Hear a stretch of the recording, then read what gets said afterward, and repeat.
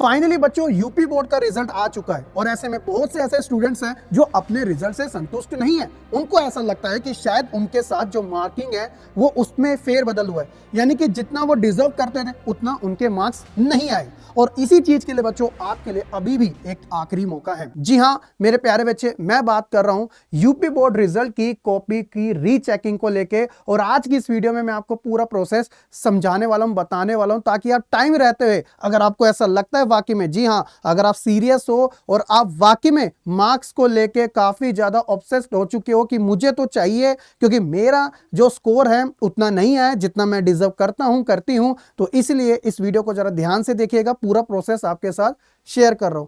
सबसे पहले बच्चों इस पूरे प्रोसेस को हम किस नाम से जानते हैं बच्चों? तो इस पूरे प्रोसेस को हम स्क्रूटनी के नाम से जानते हैं। ठीक है, अब इसमें कौन अप्लाई कर सकता है उसको एक बार आप जान लीजिएगा। तो वो स्टूडेंट्स जो अपने मार्क्स से सही तरीके से सेटिस्फाइड नहीं है, तो वो सारे बच्चे एलिजिबल है। लगता है कि भाई उनके मार्क्स थोड़े गलत चेक हुए हैं या फिर उनके टोटल मार्क्स में ही कहीं ना कहीं कमी आई है, तो ऐसे में बच्चों आप एक तरीके से अप्लाई जरूर कीजिएगा। और इस पूरे प्रोसेस में बच्चों याद रखिएगा दोबारा से चेकिंग होती है। अब जब दोबारा से चेकिंग होती है तो मतलब नए सिरे से हो रही है, तो बच्चों मार्क्स डिक्रीज यानी कि कम होने के भी चांस होते हैं। क्यों? क्योंकि बच्चों अब सारा प्रोसेस दोबारा से हो रहा है, दैट्स वाई। तो इस चीज का जरा ध्यान रखना। अगर आप सीरियस हो और एक तरीके से आप चाहते हो कि यार मेरा होना चाहिए, तभी इसके अंदर अप्लाई करना। मैं बिल्कुल भी आपको ऐसी सजेस्ट नहीं करूंगा कि आप हवा हवा में कर दो। जो बच्चे सीरियस कैंडिडेट है वही, क्योंकि अभी आगे मैं आपको एक इंपॉर्टेंट चीज शेयर करना चाहता हूं। सबसे इंपॉर्टेंट चीज आपके लिए डेट्स को लेकर है, डेट्स को लेकर है बच्चों। जी, तो बच्चों जो रिजल्ट अभी आपका आया है, तो आप भी जानते हो कि ये रिजल्ट आपका कल ही यानी कि 23 अप्रैल को आ चुका है। अब ऐसे में जो आपके लिए जो स्क्रूटनी के फॉर्म होंगे यानी कि जो रीचेकिंग वाला होगा बच्चों, वो आप ये मान के चलेगा कि इसी मंथ के एंड में या फिर मई के स्टार्टिंग में, यानी कि 10 से 12-13 दिन के आसपास रहता है कि ये प्रोसेस आपका शुरू हो जाता है। और इसके बाद बच्चों जो स्क्रूटनी का रिजल्ट आता है वो जून के एंड तक में आप एक्सपेक्टेड मान सकते हो। एक मोटे मोटे तौर पे आइडिया आपको ये मिल जाएगा। ठीक है, जैसी अपडेट आएगी वो मैं आपको इंस्टेंट प्रोवाइड कराऊंगा, तो इसलिए चैनल को आप सारे बच्चे जरूर सब्सक्राइब करके रखिएगा।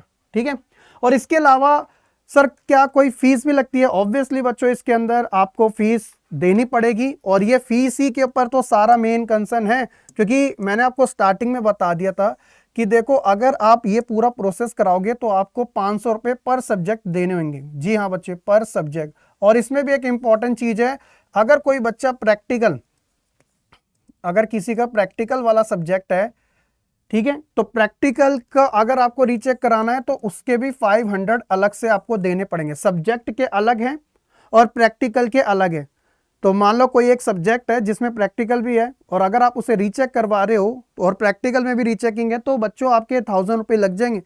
इसलिए मैं आपको पहले बता रहा हूं कि जो सीरियस है, जो लगता है कि वाकई में उनके साथ कुछ हुआ है, वो पूरे श्योर है इस चीज में, तभी अप्लाई करना। पैसे बर्बाद करने की जरूरत नहीं है।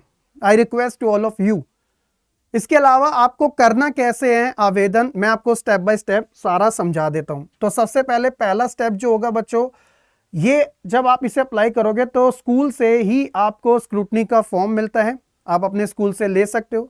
स्टेप 2 में बच्चों जब फॉर्म मिल जाएगा तो आपको ये फॉर्म फिलअप कर देना है, और जिसमें भी आपको अपनी रीचेकिंग करवानी है उस सब्जेक्ट को आपको सेलेक्ट कर लेना है। ठीक है, क्योंकि अगर 3 सब्जेक्ट हैं तो 500 मल्टीप्लाई बाय 3 तो 1500 रुपये आपके लगेंगे। ठीक है, ये भी ध्यान रखना, 2 के करोगे तो 1000, 1 के करोगे तो 500। तीसरा स्टेप है बच्चों आपको फीस देनी है। फीस जैसे है एक सब्जेक्ट की 500 है, तो ये फीस कैसे आपको देनी है? चालान के थ्रू आपको डिपॉजिट करवानी पड़ेगी।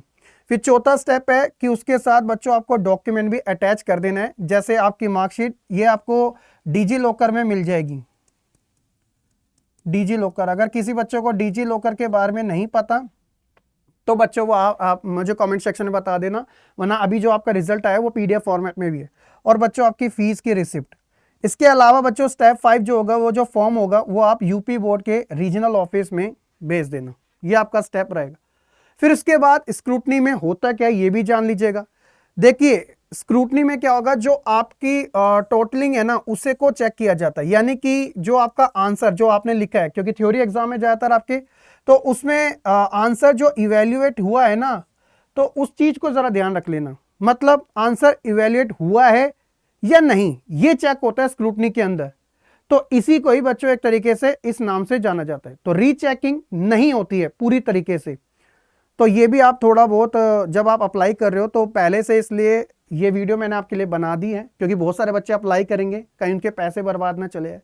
और बच्चों जब आपका रिजल्ट आएगा, जून एक्सपेक्टेड है, तो सारी एक तरीके से ये तो चलो वही प्रोसेस है। तो रिजल्ट आपको किसकी साइट पे मिलेगा? तो रिजल्ट बच्चे आपको यहाँ पे लिख देता हूँ साइट का नाम, upmsp.edu.in। तो यूपी बोर्ड माध्यमिक शिक्षा परिषद .education.in। तो ठीक है, ये इसकी जहाँ पे आपका रिजल्ट आया था तो यहीं पे ही आप अपना रिजल्ट चेकआउट कर सकते हैं। तो ये इंपॉर्टेंट अपडेट्स बच्चों अपने सभी फ्रेंड्स के साथ शेयर कीजिएगा। और स्टिल कोई डाउट है किसी भी चीज़ को लेके, मुझे अभी कमेंट सेक्शन में मेंशन कीजिएगा, मैं आपके इंस्टेंट रिप्लाई देने की पूरी कोशिश करूंगा। बहुत बहुत शुक्रिया बच्चों, और एक बार फिर से आपके आने वाले समय के लिए शुभकामनाएं। जय हिंद।